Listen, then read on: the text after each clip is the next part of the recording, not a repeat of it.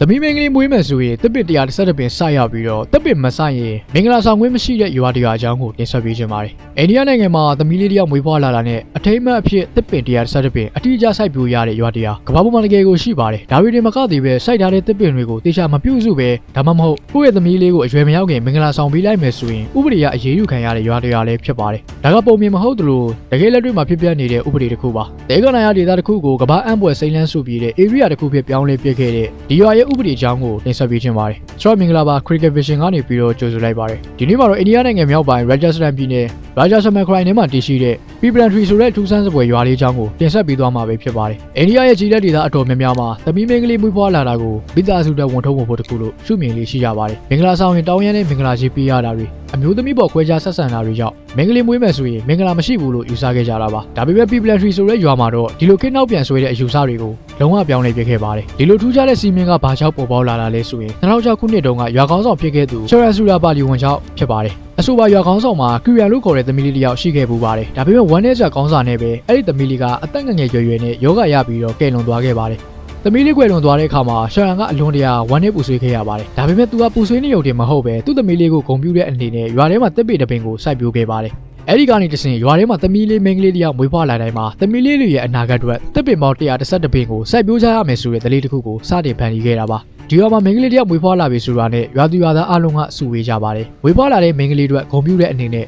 ရွာရဲ့မြေလို့တွေမှာတစ်ပင်130ပင်ကိုအတိအကျစိုက်ပျိုးကြရပါတယ်။ဒါတွေမကသေးပါဘူး။ဝေးဖွားလာတဲ့မင်္ဂလေးရဲ့မိဘတွေကရွာအာဏာပိုင်တွေနဲ့တရားဝင်စာချုပ်တစ်ခုကိုချုပ်ဆိုရပါတယ်။အဲ့ဒီစာချုပ်ထဲမှာပါဝင်တဲ့အဓိကအချက်၃ချက်ရှိပါတယ်။နံပါတ်1ကတော့သမီးဖြစ်သူအသက်18နှစ်မပြည့်မချင်းမှာလုံးဝမင်္ဂလာပေးမဆောင်ဘူးဆိုတဲ့ဂတိပဲဖြစ်ပါတယ်။နံပါတ်2ကတော့သမီးဖြစ်သူကိုအတန်းပညာမဖြစ်မနေသင်ကြားပေးရမယ်ဆိုတဲ့ဂတိပါ။နံပါတ်3ကတော့စိုက်ပျိုးထားတဲ့တစ်ပင်130ပင်ကိုသမီးလေးအရွယ်ရောက်လာတဲ့အထိတည်မသွားအောင်တေချာထိန်းသိမ်းပြုစုပေးပါမယ်ဆိုတဲ့ဂတိတွေပဲဖြစ်ပါတယ်။မင်္ဂလေးတွေရဲ့အနာဂတ်လုံခြုံရေးအတွက်လည်းရွာအာဏာပိုင်တွေကစနစ်တကျအစီအစဉ်ပေးထားပါတယ်။သမီးလေးမွေးဖွားလာတဲ့အခါမိဘတွေကအိန္ဒိယယူပြီးစုစုပေါင်း1000ကိုစုဆောင်ရပြီးတော့ရွာသားတွေနဲ့စေတနာရှင်တွေကယူပြီး2100ကိုမတည်ပေးပါတယ်။စုစုပေါင်းယူပြီး3000ကျော်ကိုသမီးလေးရဲ့အမည်နဲ့ဘဏ်မှာအနှစ်20တေချာရင်းနှီးမြှုပ်နှံပြီးတော့စုဆောင်ထားပေးတာပါ။သမီးလေးအသက်18နှစ်ပြည့်လို့အရွယ်ရောက်လာတဲ့အခါမှာဒီငွေတွေကိုပြန်လည်ထုတ်ယူပြီးတော့ကျောင်းလာကားအတွက်ပဲဖြစ်ဖြစ်ကိုပိုင်စီးပွားရေးလုပ်ဖို့အတွက်ပဲဖြစ်ဖြစ်အသုံးပြုခွင့်ပေးထားတာဖြစ်ပါတယ်။ဒါကြောင့်မင်္ဂလေးမွေးဖွားလာတာဟာမိသားစုတဲ့ဝန်ထုပ်ဖို့မဟုတ်တော့ပဲမင်္ဂလာရှိတဲ့ဖြစ်စဉ်တစ်ခုဖြစ်သွားခဲ့ပါတယ်။ဒီလိုဒလေးစတင်ခဲ့တဲ့2006ခုနှစ်ကနေဒီနေ့အထိဆိုရင်အဲ့ဒီရွာမှာတက်ပင်ပေါင်း3သိန်းခွဲကျော်စိုက်ပျိုးပြီးစီးခဲ့ပြီပဲဖြစ်ပါတယ်။ရှိရခင်က